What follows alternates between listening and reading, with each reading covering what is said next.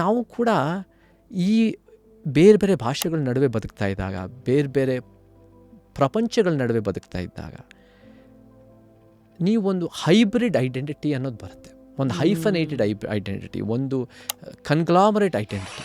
So ಅದರ ನಡುವೆ ನೀನು ಯಾರು ಅಂತ ಕೇಳಿದ್ರೆ your a mix of so many identities. So ಅದೆಲ್ಲ ಇದ್ದಾಗ ನನ್ನ ಯೋಚನೆ ಏನಿತ್ತು ರಶ್ಮಿ ಅವರ ಅಂದರೆ, ಎಲ್ಲಿ ನಾನು ಜಾಸ್ತಿ ಒಳ್ಳೇದು ಮಾಡ್ಬೋದು, ಎಲ್ಲಿ ಜಾಸ್ತಿ ನನ್ನ ಸೇವೆಯಿಂದ ಜಾಸ್ತಿ ಜನರಿಗೆ ಒಳ್ಳೆಯದಾಗತ್ತೆ. ಅಮೇರಿಕಾದಲ್ಲಿ ಮಾಡಬೇಕು ಅಂತಲೂ ನಮ್ಮ ಆಲೋಚನೆ ಇತ್ತು. ಬಟ್ ಅಮೇರಿಕಾದಲ್ಲಿ ನನಗೆ ಅರ್ಥ ಆಯಿತು, ಬಿಳಿ ಸಮಾಜ, ಬಹುತೇಕರು ಬಿಳಿ ಸಮಾಜ, ನಾವೆಲ್ಲ ಬಿಳಿಯೇತರರು, ಪೀಪಲ್ ಆಫ್ ಕಲರ್, ಅದು ಕೂಡ ರೇಸಿಸಮ್ ಇರೋ ಒಂದು ಸಮಾಜದಲ್ಲಿ ಬೇರೆ ಬೇರೆ ಹಂತಕ್ಕೆ ಭಾಳ ಒಳ್ಳೆಯ ಜನನೂ ಇದ್ದಾರೆ. But these are institutional ಈವಲ್ಸ್.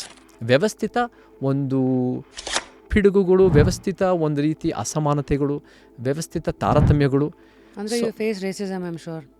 ಅಮೇರಿಕಾದಲ್ಲಿ ನೀವು as a person of colour ನೀವು ಬಹುಶಃ ಒಂದು ಬಿಗ್ ಸಿಟಿಗಳು ಬಿಟ್ಟು ಎಲ್ಲಾದರೂ ಬದುಕಿದ್ರೆ ಖಂಡಿತ ನಿಮ್ಮ ರೀತಿಯಲ್ಲಿ ನೀವು ಅನುಭವಿಸಿರ್ತೀರ. ನಾವೆಲ್ಲ ಒಂದು racism not only in terms of physical violence ಆಗಿರ್ಬೋದು, in terms of administrative discrimination ಇರ್ಬೋದು, in terms of just mind set, world view.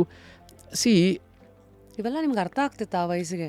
ಚಿಕ್ಕ ವಯಸ್ಸಲ್ಲಿ ಅರ್ಥ ಆಗಕ್ಕೆ ಶುರುವಾಗಿತ್ತು. ಫುಲ್ ವಿಡಿಯೋನ ನೋಡಿ on rapid Rashmi's YouTube channel.